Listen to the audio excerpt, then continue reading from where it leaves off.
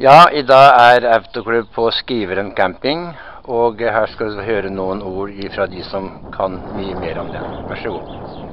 Ja, mit navn er Bruno Rytter Skiveren, og jeg er tredje generation her på Skiveren Camping.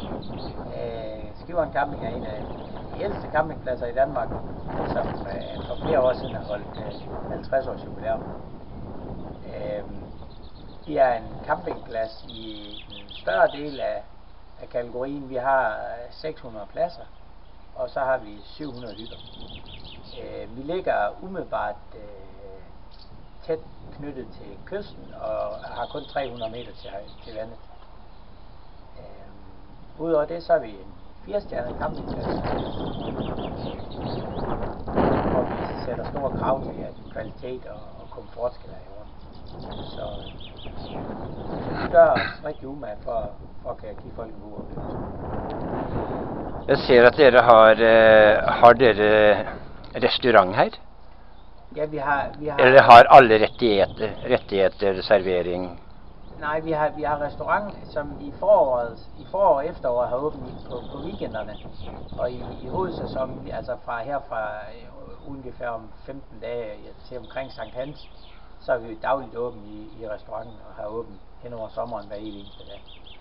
Men kan dere arrangere sånne selskaper, for eksempel?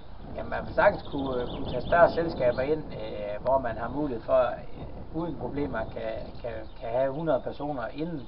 Og hvis det skal være større end 100, så vil man være nødt til at skulle telte sig ud af problemet. Men det er ingen problem op til 100.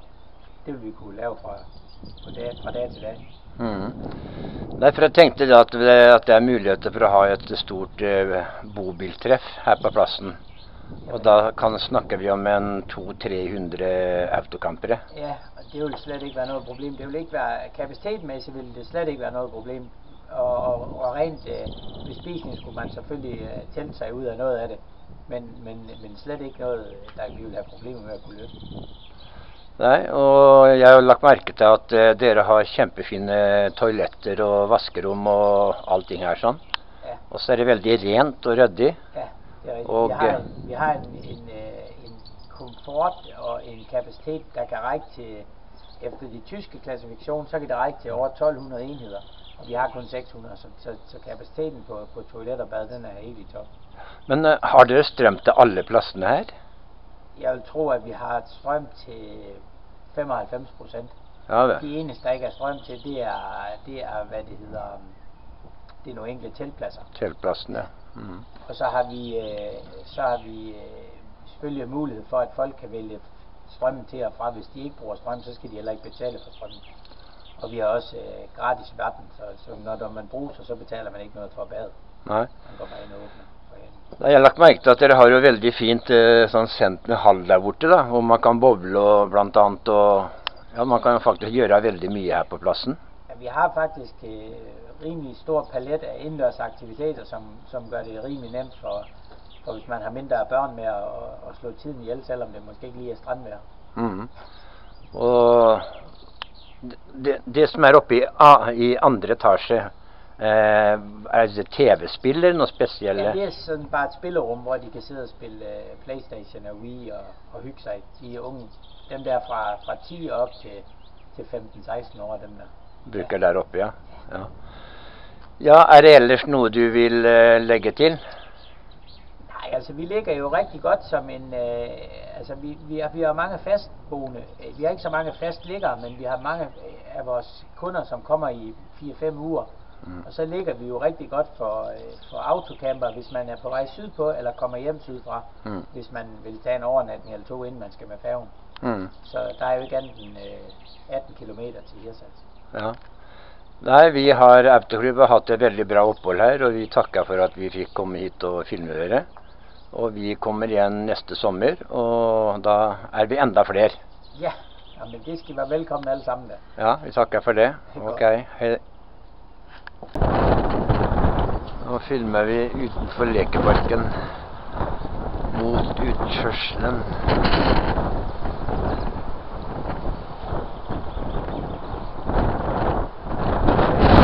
Begynner oppi da.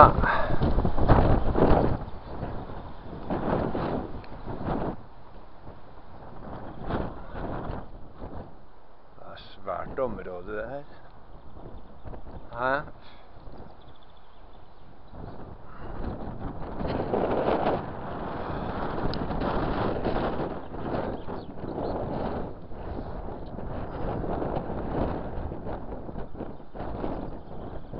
Da har vi svømmebassenget på innsiden. Her ligger det med flasker.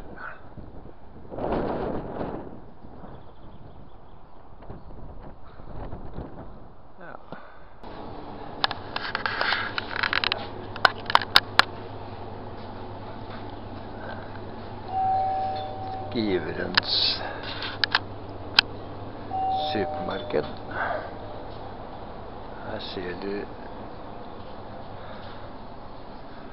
litt av utvalget. Her har du jo absolutt alt.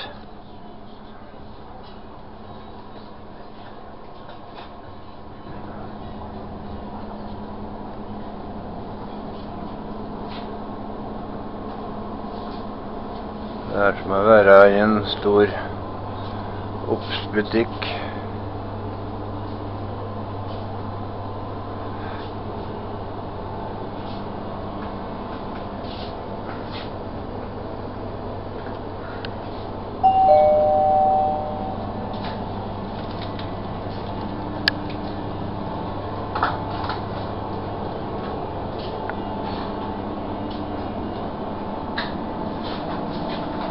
Akevitten 124 danske kroner.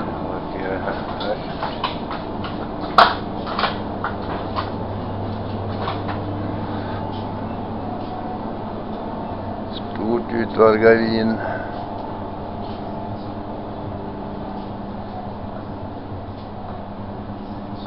Ser du hvor stort det er? De har absolutt allting i den butikken her.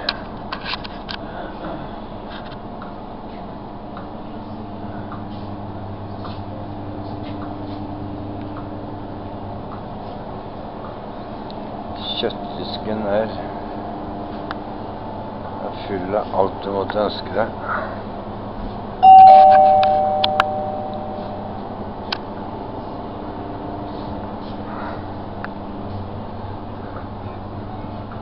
Går vi oppover mot drikken. Her har vi noen priser.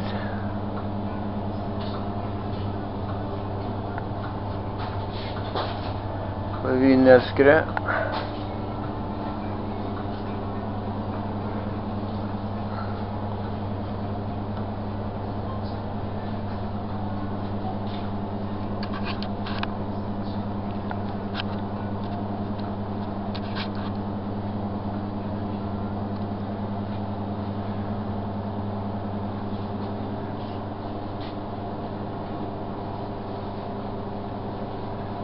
Ja, her er jo mye for den som liker å se slike flasker. Her har de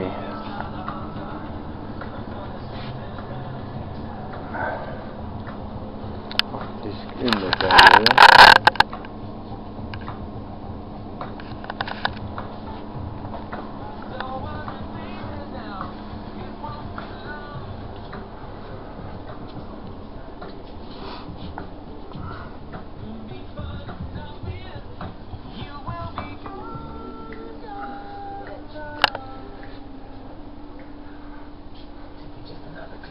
Her er jo masse til de små barn. Her har vi neste man trenger. Her bugner av bakevarer. Vi får ta med butikken deres, vel? Hva sier du? Dere har en bra utvalg. Hva skal du ha? Vi er her fra Autoklubben Norge og filmer. Ja. Så liksom få med alt som skjer. Man bør ikke handle hjemme, her kan man handle her. Ja. Og så er det bra priser. Ja, hva skal du ha? Det er faktisk bra. Ja.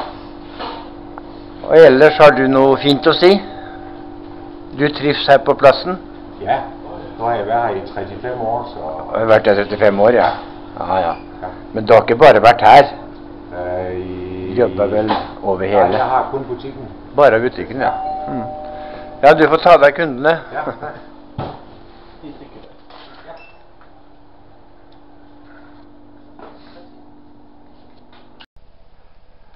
Skriver en camping, kjøkkenet, ett av kjøkkenene, det er jo masse av de her rundt omkring.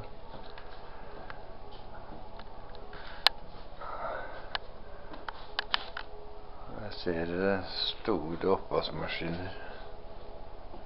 Et stort kjøkken. Masse spiseplass. Her kan man koke og steke. Det er svær hette. Luft. Ja, det er lyse, fine lokaler. Og så går vi ut.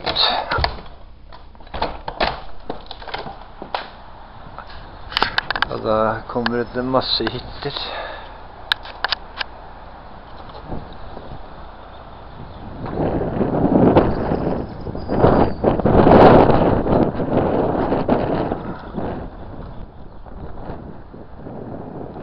Da kan man faktisk spille bordtennis mens vasker opp.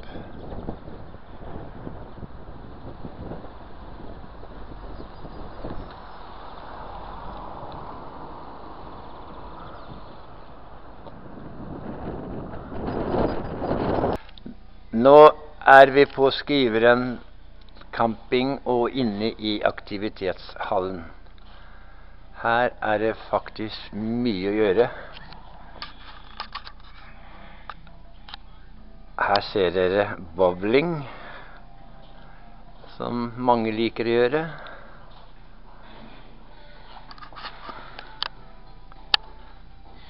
Her inne kan du spille kurvball med mer.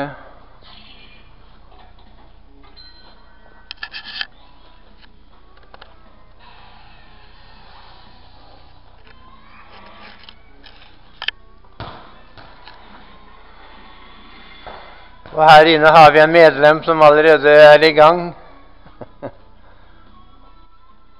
Kjempeflott plass. Her er det faktisk masse å gjøre. Her kan du spille biljard og det du måtte ønske deg.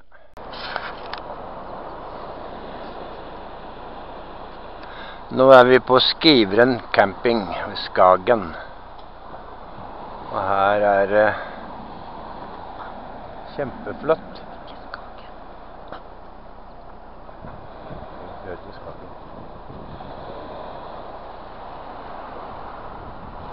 Her er vannet, en badestrand. Her kan man faktisk bade, altså.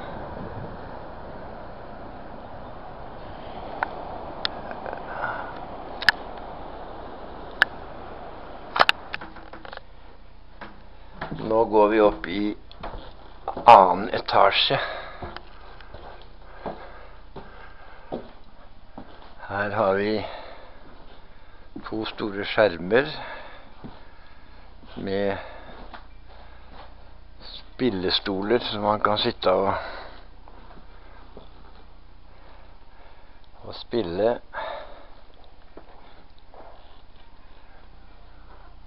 Her borte har vi en stor salong som man kan sitte og koble av på og se TV. Og her ser vi ovenifra.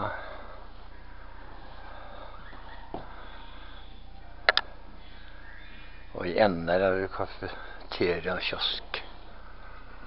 Og her ute ligger det en stor golfbane. Og bakenfor tennis. Her har du masse å gjøre selv om det regner. Her nede har du hytter. Selv om det regner aldri så mye, så har du masse å gjøre. En kjempefin plass som vi anbefaler på det beste. Her, ja, her ser du første etasje igjen med bordtennis.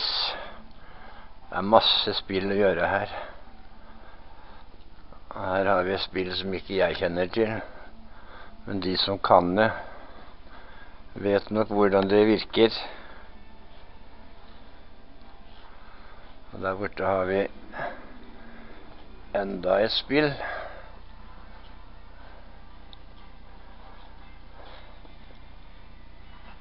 En flott plass.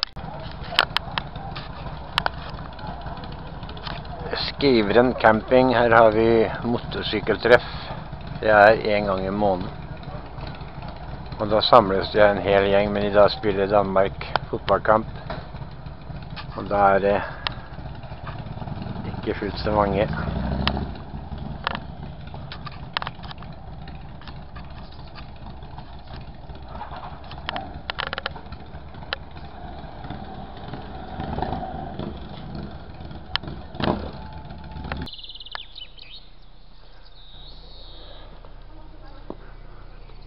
Ja, her kan vi vaske bilen, personbiler og bobiler.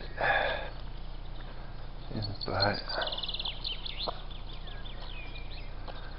Her kan du tømme bilen din.